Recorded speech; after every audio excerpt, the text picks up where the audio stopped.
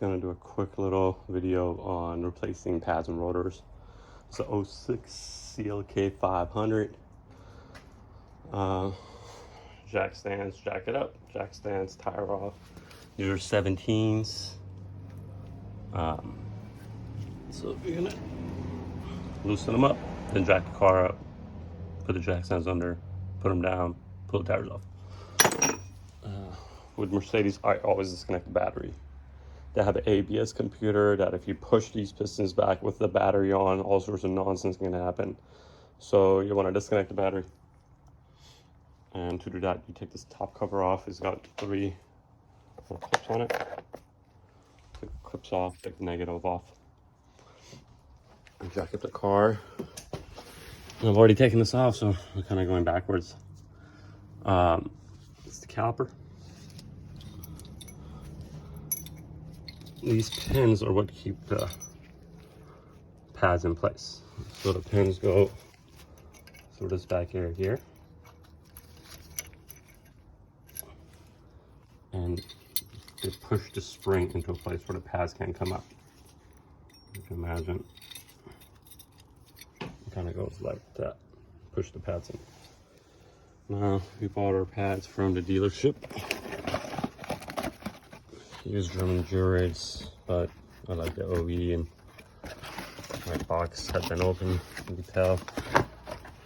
But they hadn't installed it, so I picked it up. And these pads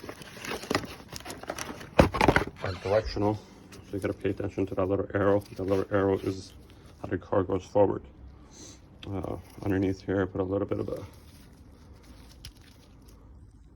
anti-seize grease on them so they don't make noise. So the way you take these pads off is you need yourself something like that. This is a old school pin for like a timing belt tensioner. So I've cut the end of it, and so imagine this thing is gonna be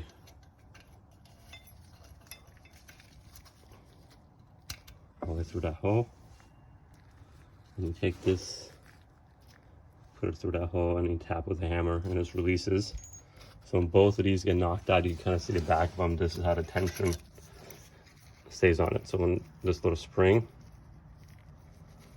so you need to pop it out. Once the spring is loose, you just kind of push the spring back. You pull these off. You pull this clip out. On the back here, it's got 2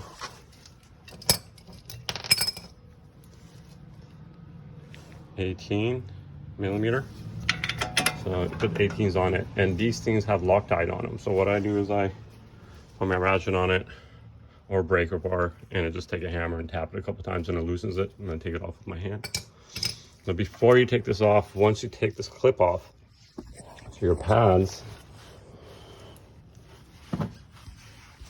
are going to be in here on another side. So once the clips are off, you take a flat screwdriver, like so, and you get between the rotor and the pad, and you push the pad back, kind of press it back to this side, and then I take a bigger screwdriver, I shove it in the side that has a hole in it now. Then I take the other side, and I go in here, and I push this back on. So you're going to push both of the pistons back, and make sure the top of the brake fluid cap is open.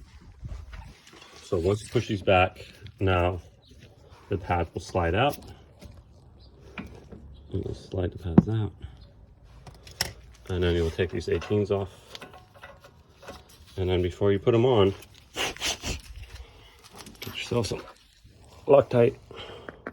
This already has some in it, but get some Loctite on it. And come over here and try not to hit your head.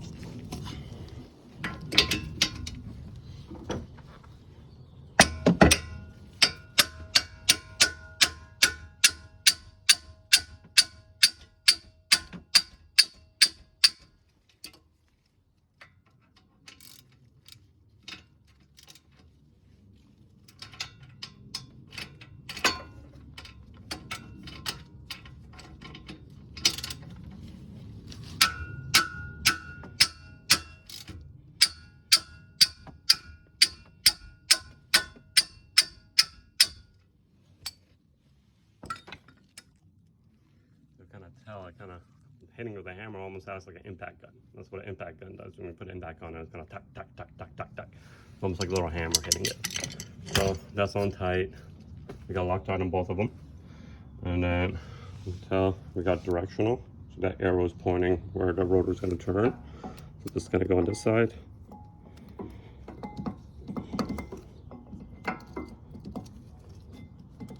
This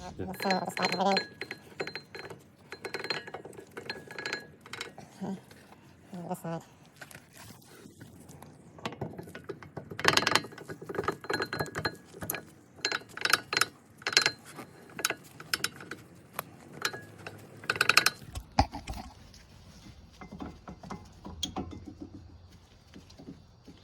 These are with 2 hands. Okay, so now what I do is I put the bottom pin in halfway. Take my spring. It goes through that little opening right there.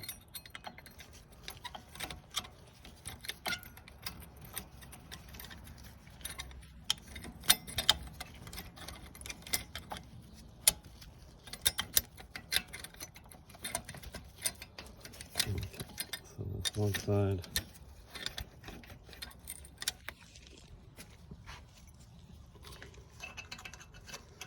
And when you look at the other side, then you're going to push the spring back.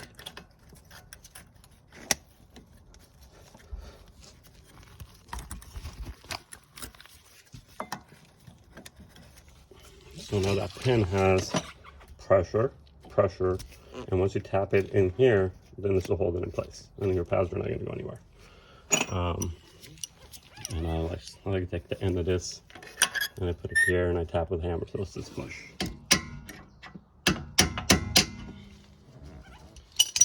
Now the top one is a little harder because you got to make sure you don't hit this, right? So it's like right here. Just get it out of the way and tap it in. And then the bottom one.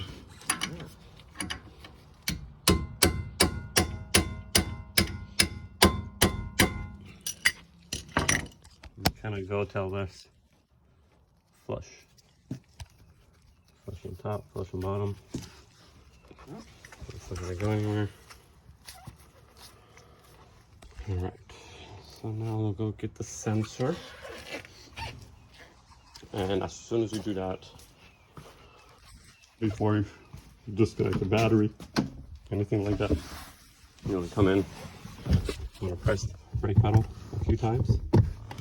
Just gonna push that piston back out, and now your brake fluid is where it needs to be. We're gonna put that back on. So now your brake fluid and everything is kind of where it's supposed to be. Now when you disconnect the battery, your brakes don't know any different. The brake electronic system doesn't know that anything has happened other than everything's been renewed. The fluid has been pushed back, so you're good to go. It's a single sensor. I mean, this sensor has a passenger front, and then other sensor I'm pretty sure is in a driver rear. So the way this thing goes, you can kind of tell it has a lip on it on this side. This is what gets grinded down for you to be able to tell your brakes are due. So you're going to put that. It's another little quick tip. It doesn't even matter when you take this off. These rotors tend to be rusted on here. When you take the caliper off, the rotors, even when you take that nut off, they don't come off. So what I do is kind of get everything out of the way and make sure this is flat. And I take a good heavy hammer and I hit it here, like hard. Bing, bing. And the pressure bounces the rotor back off the bearing and eventually gets loose. So if this doesn't come off, get yourself a nice hammer. You could spray some WD-40 here, give it a couple minutes, and just tap it once, and it'll release. And then go ahead and put everything back on. Good luck. Same thing on the other side. The other side doesn't have a sensor, so it makes it a little easier. And good luck.